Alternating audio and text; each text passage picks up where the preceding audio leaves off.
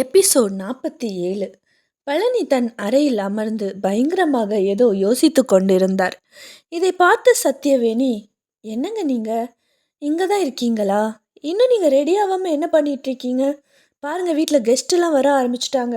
போங்க, போய் ரெடி ஆகுங்க என்று கூறினாள். இது எதுவும் காதில் வாங்காமல் ஏதோ யோசித்து கொண்டு இருந்தவரை பார்த்த சத்யவேணி, என்னங்க என்னதான் யோசிச்சுட்டு இருக்கீங்க? உங்கள் காதலி ஏதாவது ஓடி போயிட்டாளா என்று கேட்க, அவர் திடுக்கிட்டு, என்னம்மா சொன்ன என்று கேட்க, அவள் தன் இடுப்பில் கை வைத்து கொண்டே, சரியா போச்சு போங்க, நான் என்ன சொன்னேன்னு கூட உங்கள் காதில் விழாத அளவுக்கு அப்படி என்னங்க யோசிச்சுட்டு இருக்கீங்க என்று கேட்டாள்.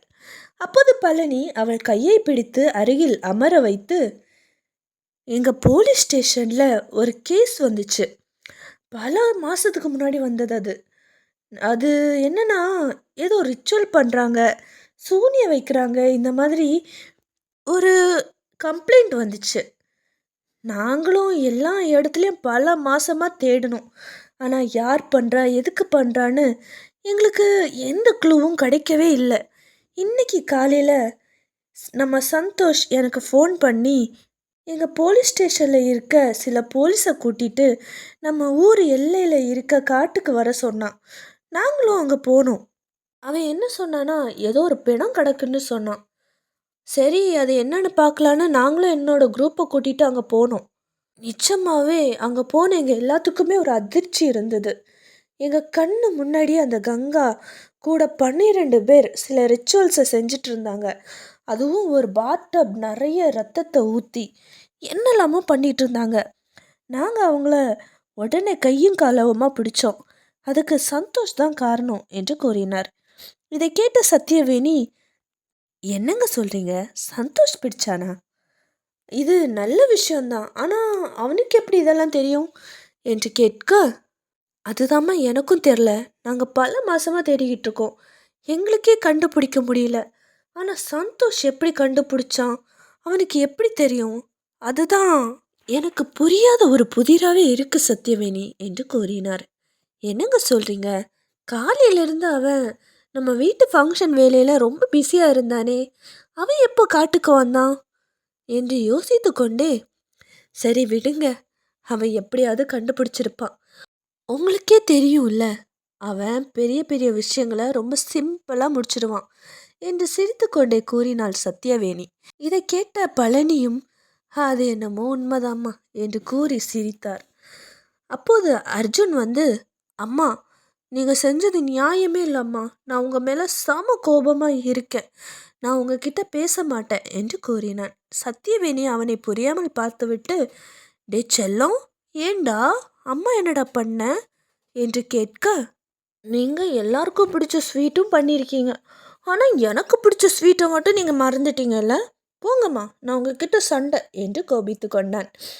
இதை கேட்ட பழனி மற்றும் சத்யவேணி 2 பேரும் சிரிக்க, சத்யவேணி அர்ஜுனை அருகில் கூட்டி வந்து, அடடா என் செல்ல குட்டி, என் பிள்ளைக்காக என்ன ஃபங்க்ஷன் வந்தாலும் என்னோட எல்லா பிள்ளைங்களுக்கு பிடிச்ச ஸ்வீட்டை நான் பண்ணுவேன், எப்போதுமே மறக்க மாட்டேன். அப்படி இருக்கும்போது என் தங்கத்தோட ஃபேவரெட்டை மட்டும் நான் எப்படி மறந்தேன்னு நினச்சேன், நீ தான் என் வைரமாச்சே என்று கூறி அவள் சிரிக்க, அர்ஜுன் அவளை கண்ணீருடன் கட்டி அணைத்து கொண்டு, தேங்க்யூ ஸோ மச் அம்மா, நான் ஒரு அனாதை அப்படிங்கிறதே மறந்து உங்ககிட்ட ரொம்ப சந்தோஷமாக இருக்கேன்.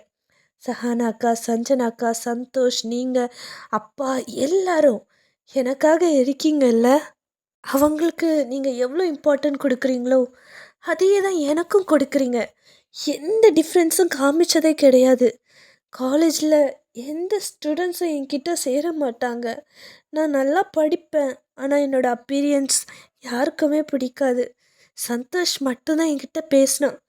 அப்போது எனக்கு தெரியாதும்மா, இப்படி ஒரு கொடுமை எனக்கு கிடைக்கும். நான் அனாதையாக ரொம்ப கஷ்டப்பட்டேன், சொல்லவே முடியலம்மா என்று அவன் உணர்ச்சி வசப்பட்டு அழுதான். இதை பார்த்த சத்யவேணி அவனை பார்த்து சிரித்து கொண்டே அவன் கண்களை துடைத்து விட்டாள். இங்க பாரு, இனிமேல் நீ அனாதைன்னெல்லாம் சொல்லக்கூடாது. உனக்கு தான் நான் இருக்கேன்ல. உனக்கு என்ன கஷ்டம் இருந்தாலும் சரி, அம்மா என்கிட்ட சொல்லு. ம்? நீ எப்போவுமே அழக்கூடாது. எப்போ சிரிச்சுக்கிட்டு இருந்தா தாண்டா நீ அழகா இருப்ப. இப்படி அழுதெல்லாம் நல்லா இல்லை. நீயே யோசிச்சு பாரு. நான் 3 குழந்தைங்கள வளர்த்திருக்கேன். அப்படி இருக்கும்போது உன்னை மட்டும் எப்படி என்னால் வித்தியாசம் காமிக்க முடியும்? ம்? நீயும் என் செல்லந்தான் என்று கூறினாள்.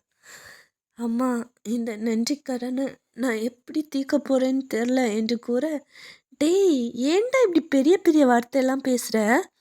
இங்கே பார், பிரிச்செல்லாம் பேசக்கூடாது. நீ எப்போவுமே என் பிள்ளை தான். எனக்கு சந்தோஷ், சஹானா, அப்புறம் சஞ்சனா, ஜனனி இவங்கெல்லாம் எப்படியோ அந்த மாதிரி தான்மா நீயும். உன்னை நான் எப்போவுமே அப்படி பார்த்தது கிடையாது. நீ என் செல்லம் என்று கூற அவன் மறுபடியும் அவளை கட்டி அணைத்து கொண்டான். அதன் பிறகு, சரி வா, உனக்காக நான் ஸ்பெஷலாக பண்ணி வச்சிருக்கேன், சாப்பிடவா என்று கூறி அவனை அழைத்து சென்றாள். என்னதான் பழனி சிரித்து கொண்டிருந்தாலும் அவரின் மூளை மறுபடியும் சந்தோஷ் எப்படி இதை கண்டுபிடித்தான் என்று யோசிக்க ஆரம்பித்தது. மறுபுறம் கண்களை திறந்து பார்த்த ஜனனி ரொம்ப ஆச்சரியமாக இருந்தது.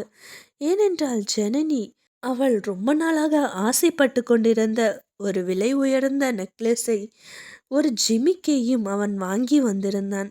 இது ரொம்பவே காஸ்ட்லி.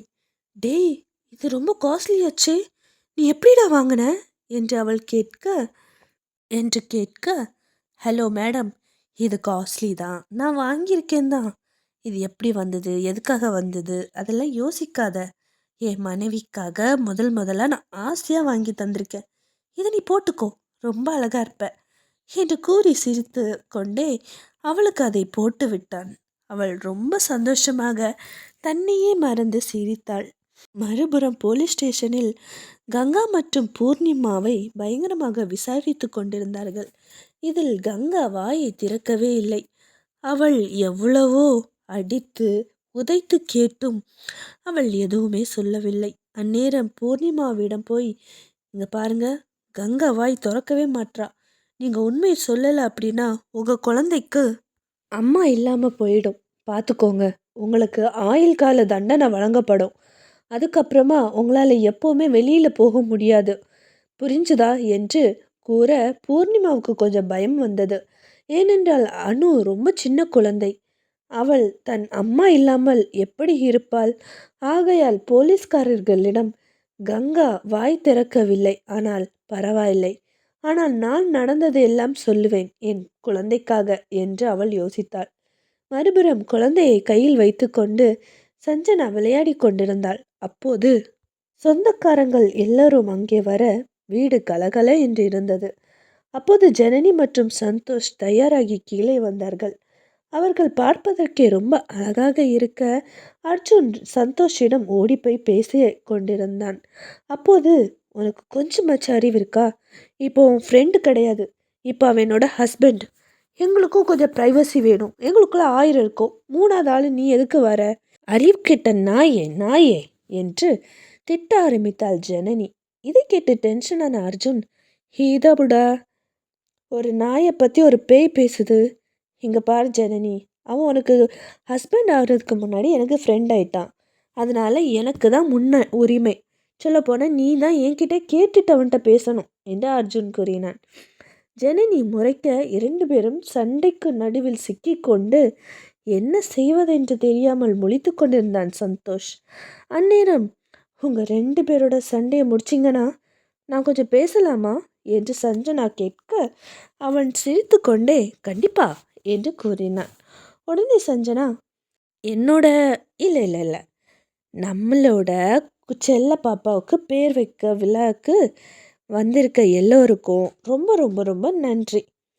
இப்போது பேர் வைக்கிறதுக்கு முன்னாடி நான் உங்களுக்கு ஒரு விஷயம் சொல்ல போகிறேன். பாப்பாவுக்கு பேர் வைக்கிறதுக்கு நான் ரொம்ப ஸ்பெஷலான எங்கள் குடும்பத்தோட செல்ல பிள்ளையான ஜனனியை நான் ஸ்டேஜுக்கு கூப்பிட்றேன். அவள் தான் என் பாப்பாவுக்கு பேர் வைக்க போகிறா என்று கூற ஜனனிக்கு அது ரொம்ப அதிர்ச்சியாக இருந்தது. அவள் சந்தோஷை பார்க்க அவளை பார்த்து புன்னகைத்தான். ஜனனி அந்த குழந்தையின் அருகில் சென்று அதை கையில் தூக்கினாள். அவளுக்கு என்ன சொல்வது என்றே தெரியவில்லை. என்னடிம்மா இது, கண்ட கண்ட அனாதைங்க கிட்ட குழந்தைய கொடுத்துட்ருக்க, உனக்கு என்ன தைரியம்? நீ அது மட்டும் இல்லை, பேர் வைக்கிறதுக்கு கூட உனக்கு தகுதி இல்லையா என்ன? ஒரு அனாதை கிட்ட கொடுத்து குழந்தைய பேர் வைக்க சொல்கிற, அதோட ஃப்யூச்சர் என்ன ஆகும் என்று ஒருவர் கூற சந்தோஷ் மற்றும் குடும்பத்தினர் எல்லாரும் முகம் மாறியது.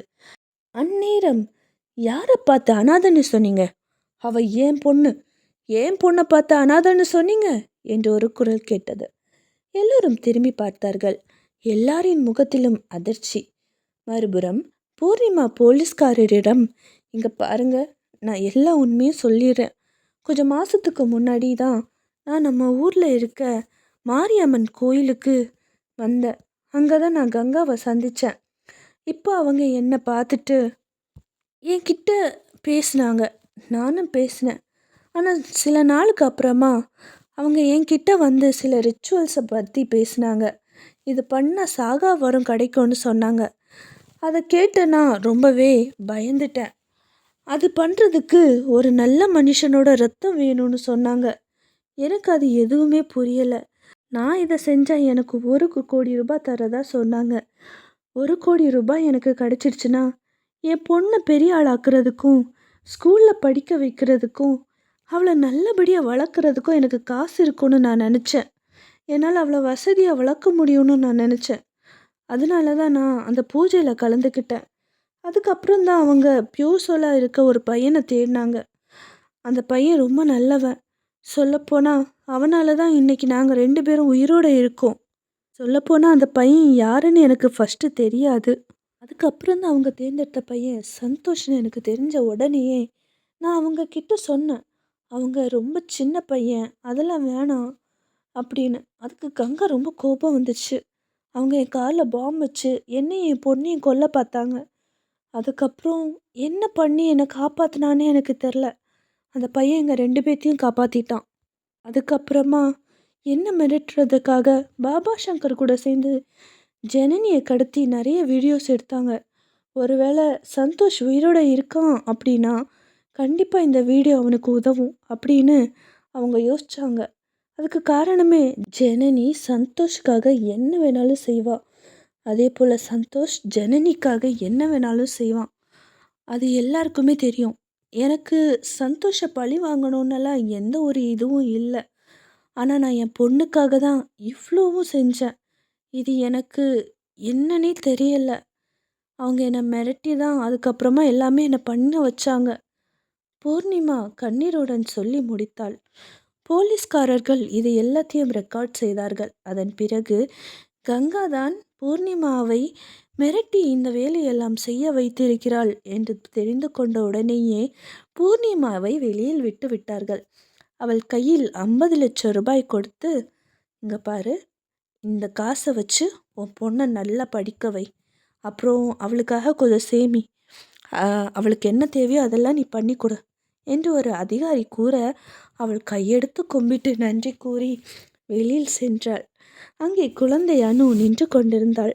தன் அம்மாவை பார்த்தவுடன் ஓடி போய் கட்டி அணைத்து கொண்டாள். மறுபுறம் எல்லோரும் திரும்பி பார்த்தார்கள். அங்கே ஒரு தம்பதி வந்து நின்றார்கள். அந்த தம்பதி வேறு யாரும் இல்லை, தேவகி மற்றும் ராஜசேகர் தான். அவர்களுடன் தேவா மற்றும் விஸ்வாவும் வந்திருந்தார்கள். ஜனனி அவர்களை பார்த்து புன்னகைக்க இவர்களை பார்த்து அதிர்ச்சியானார் சக்கரவர்த்தி. சக்கரவர்த்தியை பார்த்து தேவகியுமே அதிர்ச்சியாக இருந்தது. சந்தோஷ் ஜனனியின் கையை விட அவள் சந்தோஷை பார்த்தாள். அவன் கண்களிலேயே போ என்று கூற அவள் அப்பா என்று கூறி ராஜசேகரை கட்டி அணைத்து கொண்டாள். அதே நேரம் தேவகி சக்கரவர்த்தியை அப்பா என்று கூறி கட்டி அணைத்து கொண்டாள். குடும்பம் எல்லாம் அதிர்ச்சியாகி பார்த்தார்கள். சந்தோஷ் மட்டும் புன்னகைத்து பார்த்து கொண்டிருந்தான்.